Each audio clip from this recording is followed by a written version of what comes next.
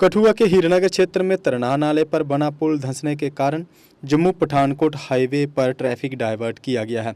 वाहनों को डाइवर्ट कर ओल्ड कठुआ सांबा मार्ग से भेजा जा रहा है। इसके चलते ही चकरा मोड़ में आए दिन जाम लग रहा है।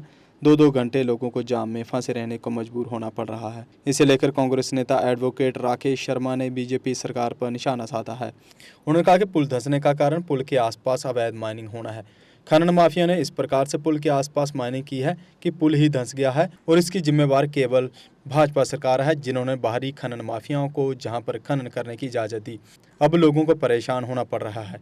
जो लोकल लोग हैं उन्हें तो पता चल रहा है कि हमें कौन से मार्ग से जाना है, लेकिन जो लोग बाहरी राज्यों से जहां पर अमरनाथ यात्रा करने आ रहे हैं या फिर जम्मू कश्मीर में घूमने आ रहे हैं, उन्हें कैसे पता चलेगा कि कहाँ पर कौन से मार्ग से हमें जाना है।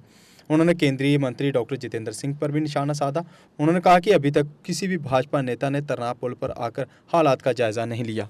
जैसा कि आपको पता है कि जो नेशनल हाईवे जो पुल है वो टूट चुका है और उसमें दरारें आ गई है और सारा का सारा जो जम्मू और कश्मीर का जो कॉन्टैक्ट है वो हिंदुस्तान की बाकी स्टेटों के साथ टूट चुका है। और इसके उपलक्ष्य पे आप जहाँ पे आए हो, आप जहाँ पे एक अंदाज़ा कर लीजिए कि 2-2 घंटे में जहाँ पे जाम लग रहा है और लोग कोई महाराष्ट्र से आ रहा है, कोई गुजरात से आ रहा है, कोई कर्नाटक से आ रहा है और इन लोगों को ये पता नहीं चल रहा कि कहाँ पे जाना है और कहाँ पे रास्ता है।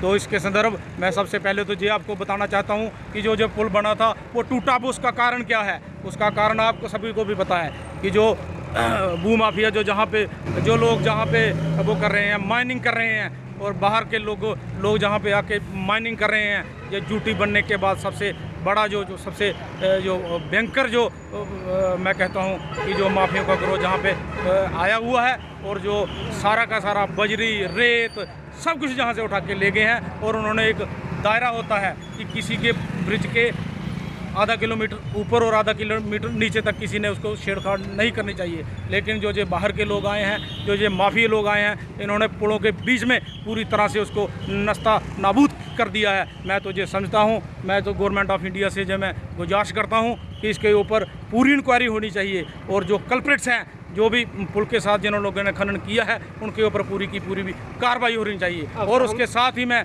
आपको ये भी बतलाना चाहता हूँ, जो हमारे रिप्रेजेंटेटिव है डॉक्टर जितेंद्र सिंह जी, जो जहाँ के मेंबर ऑफ पार्लियामेंट है, वो कहाँ पेशे पे हैं, वो क्यों नहीं इसके मुद्दे में आ रहे हैं, वो क्यों नहीं दूसरा पुल को तैयार कर रहे हैं। पहले भी जहाँ पे होता था हमारे बॉर्डर एरिया का जब कॉन्ट्रैक्ट हीरानगर से कठुआ से टूटता था, हम टेम्परेरी पाइपें लगा के उसी टाइम पे लोगों को निकालते हैं। आज ये कहाँ सो कर बैठे हैं। कम से कम उन्होंने लोगों के बीच आना चाहिए। अगर उनसे पहले भी जो मेंबर ऑफ पार्लियामेंट हुए हैं, कई बार आफतें आती थी, बॉर्डर पे आफतें बनती थी, वो लोगों के बीच में रहते थे और बहुत अच्छा काम करते थे। लेकिन इन लोगों की अपनी सुध भूल गई है। ये सिर्फ नरेंद्र मोदी के नाम पे मेंबर ऑफ पार्लियामेंट बने हुए हैं। मैं ये चाहता हूँ कि कम से कम जिन लोगों ने जहाँ पे खनन किया है उनके खिलाफ इंक्वायरी होनी चाहिए और जल्दी से जल्दी नया वो जो टेम्पररी पुल है वो जहाँ पे बनना चाहिए।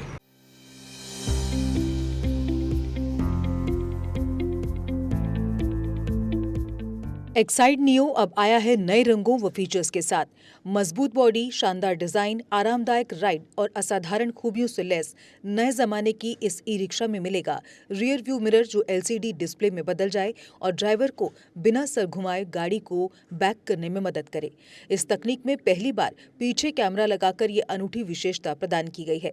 चमकदार व ज्यादा तेज इंडिकेटर, लंबे समय तक चलने वाली बैटरी, बेहद शानदार LCD इंस्ट्रूमेंटेशन पैनल, मनमोहक आवाज वाले speaker, FM system, flexible roof के बदले बहुत ही सख्त उच्च ग्रेड की मेटेलिक रूफ, इनबिल्ट चार्जर, नए सुरक्षित रिम और अधिक पावर की मोटर के साथ बेहतरीन सस्पेंशन, जो दे झटकों से आराम। तो देर किस बात की, आज ही आएं और अपना Exide neo e rickshaw book करवाएं। हमारा पता है Sai Om power system, last matador stop, Anand Nagar, Bohri, Jammu. Jammu संभाग में डीलर बनने के लिए संपर्क करें 0191 2554 360।